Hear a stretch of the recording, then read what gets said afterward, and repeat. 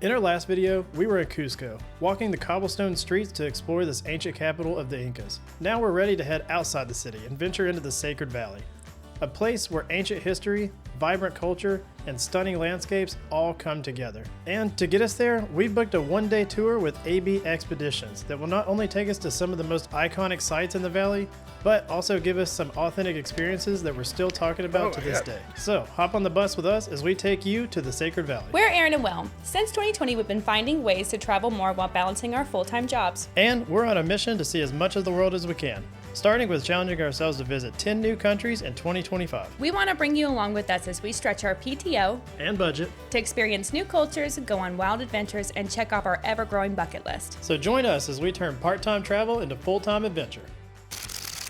We began our day in Cusco before being picked up from our hotel and making the 1-hour drive to our first stop of Chinchero. Before we get there, something you should know is that you will need to bring some soles with you to get into each location. If you don't already have one, the Cusco Tourist Pass will get you into 3 of the locations on this tour, as well as 13 others around Cusco and the Sacred Valley. It costs 130 soles per person and can be purchased at any of the sites the ticket is valid for. The salt mines of Moray are a separate fee of 20 soles per person, and both are cash only. Now that that's over, let's dive in. Wow, this place is beautiful. Welcome to the town of Chinchero.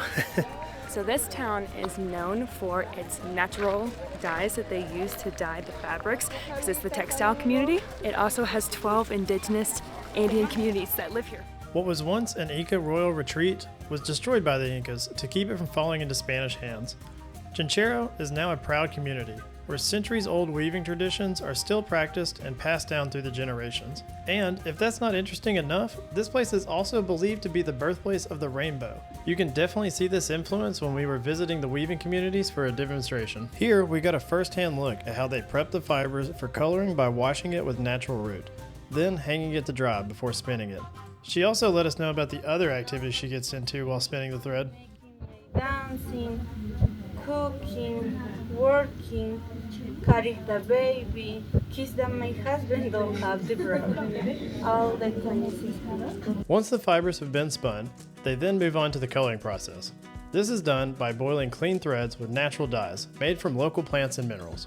For different yellow color, Kiko flower, koji flower, and the retama flower.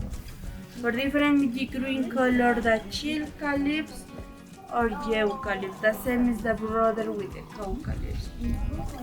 Is the boiling the color, the cochinilla mixed with the salt or other color. You can see for changing the color.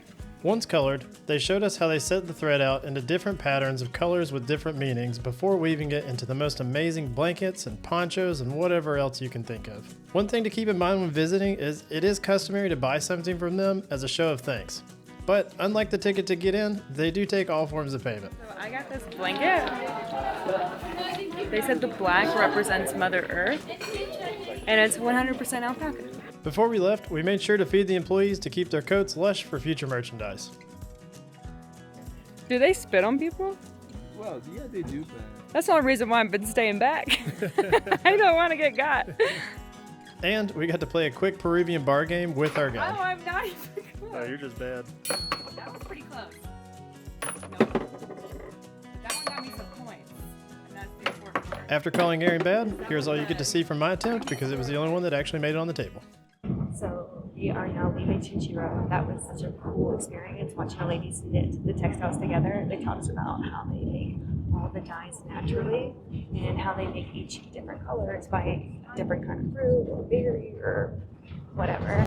And now we are heading to Moray. We're heading to Moray. It's the agriculture center. It's in a spiral like this, like a spiral amphitheater. I'm really excited about this one.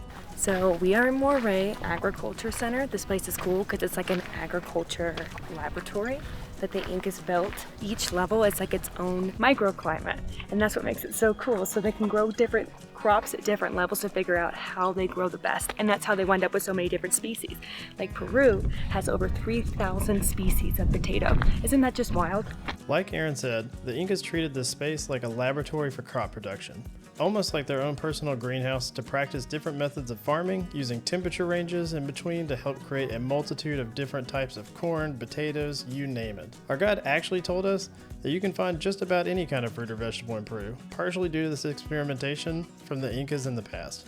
While learning more about this fascinating place, our guide had mentioned that Inca mothers give their daughter-in-laws guinea pigs as a way to test them to see if they're a good fit for their son. And that's when we began learning about how to prepare one. Steps for the guinea pig. So for example, you gotta make sure to boil water. So you put the guinea pig in the hot water, and as quick as you can do, slap into the skin of the guinea pig to take the fern out. If you don't do as quick as you can do, so then you're gonna take all the skin out with the hair too. It has to be really, really fast as fast as you can do. Otherwise, it gets cooled down, my friend, and then you won't be able to get the guinea pig out. Now that we were properly informed and partially traumatized, we made our way down into the terraces to get a feel for the different climates ourselves. We're like walking down into the bowl down here, and you can tell that like it is getting warmer and warmer and warmer. This is wild how this Incas like many years ago just cut all this out, and like each layer is a different temperature so they can test different crops. Like, it's just insane that they were able to figure this out way back then. So each layer, they said it's about maybe like a couple feet tall. They said that they're small because they're Inca sized, because the Incas are small. Day 2. It's not getting any easier to go up hills. Next up is the salt mines. Once we finally crawled our way out of the Inca greenhouse of Moray, we then made the short 15-minute drive over to the famous salt mines of Moray. Even though the drive was short, it was a little bit more eventful than we thought it was going to be. It's straight down. There's sometimes where I can't see what the road is anymore. The tire is like hanging on. This picturesque hillside is covered in over 4,000 salt ponds, each meticulously maintained and harvested by local families who have passed this tradition down for generations. We have arrived at the salt mine. The journey was a little bit treacherous. I thought we might have gone off the cliff a couple times, but we didn't. Everything's fine. So we just got down here to the salt mines. One thing that did catch me off that I was not prepared for is that our Cusco day tourist ticket did not cover this. So it was actually 20 soles per person. So if you're going to do a tour like this, just know that this is not covered in the ticket. Was not prepared for that, but we had the soles, so we made it in. But this place is, oh my gosh, those things are wild. It's really hard to show with a camera how impressive these ponds are, especially after finding out it's estimated to be over 2,000 years old. But maybe our guide overheard me talking about how this wasn't included in our tourist pass, so he gave a great explanation why it wasn't. This is not owned by the government, it's owned by the local community, my friends. So that means the fee that you guys paid stay at this local community, my friends. It doesn't go anywhere else, my friend. It stays in this place. So that means they get the money from you guys. Yeah. So that's why, my friend. I mean, it's good, my friend, because at least these people, this local, they maintain the road. Mm-hmm. Or they do something, cool, like bathroom, proper bathroom, nicer, So our guide just taught us that each one of these salt ponds is about 10 centimeters, so about 4 inches deep. The bottom of it's made out of stone, so it can't evaporate out. And there's a dam system that they use to back off the water, because all the water that goes to fill up these salt mines is natural. Like Aaron said, the water that is flowing between and filling up these ponds is naturally occurring. And according to our guide, the water rises from a natural hot spring at 32 degrees Celsius from a prehistoric saltwater lake buried deep underground. These salt lakes are thought to have formed over 500 million years ago when this region was deep under the ocean surface. Keep in mind that we are almost at 11,000 feet in elevation. And when our guide asked if I wanted to give it a taste test, I said yes for some unknown reason.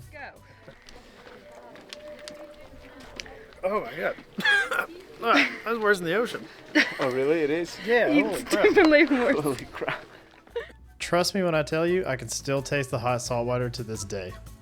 On our way out, we passed a bunch of vendors selling salt from the mines that you can pick up as a souvenir if you would like. And we got one more look at just how massive this operation is before heading on to our next stop. So we are leaving the salt mines now. That was really, really cool. We learned that there are 3 different kinds of salt there. There's the pink salt, which is the highest quality. There's the white salt, and the white salt is like for general use. And then there's the brown salt, and that's for industrial use only. And now we are leaving. We are going to go get some lunch. I'm starving.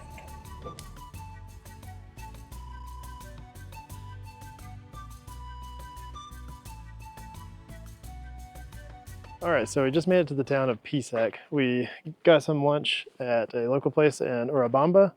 It was like a restaurant, or a buffet style restaurant. It was about, I think it was 60 $80 per person. It was 80 Soles. soles per person. But it was pretty good. They had all kinds of different options. We'll show a couple of videos from what we took there.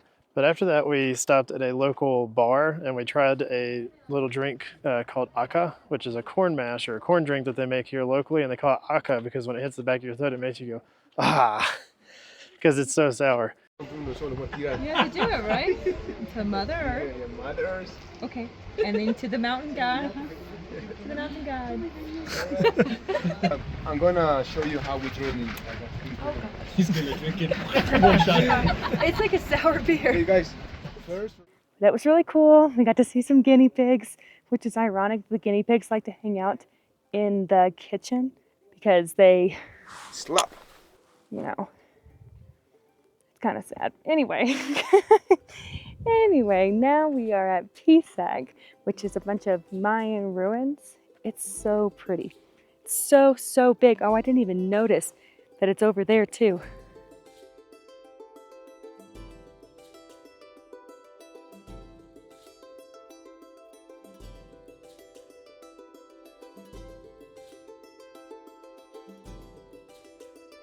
So this place is a lot like the Moray agricultural laboratory because it's in elevations. So each tier has its own microclimate, which is good for raising crops. So you can figure out what kind of crop grows best at each altitude. This is a pretty fun one. We've learned quite a bit. So this place, Pisac, was a checkpoint basically for the people that were traveling in further into the Sacred Valley. And it's also one of the largest agricultural sites here in Sacred Valley and Cusco in general. As you can see behind me, like there's just terraces on terraces on terraces where they used to grow all these crops. And then all these buildings up here and around the top up here is where they put the crops because it's windy and cold up there. So it would preserve the crops for a little bit longer if they stuck them up there. This guy has taught us so much stuff. It's been really informational. It's just been an awesome experience so far. But next, I think we're gonna go to the Alpaca Farm. At least that's what he says.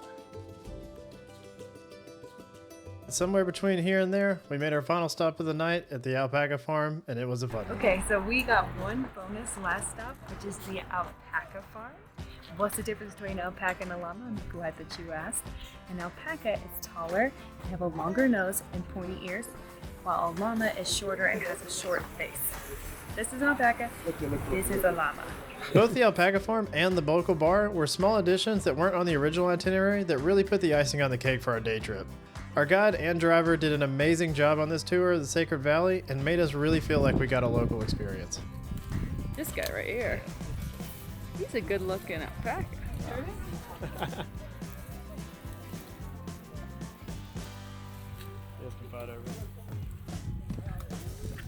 That one is friendly.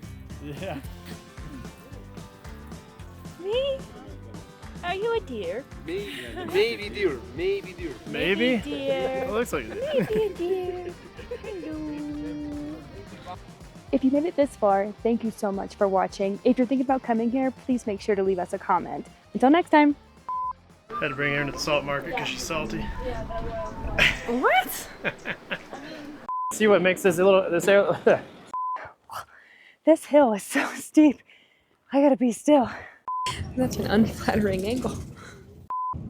Okay.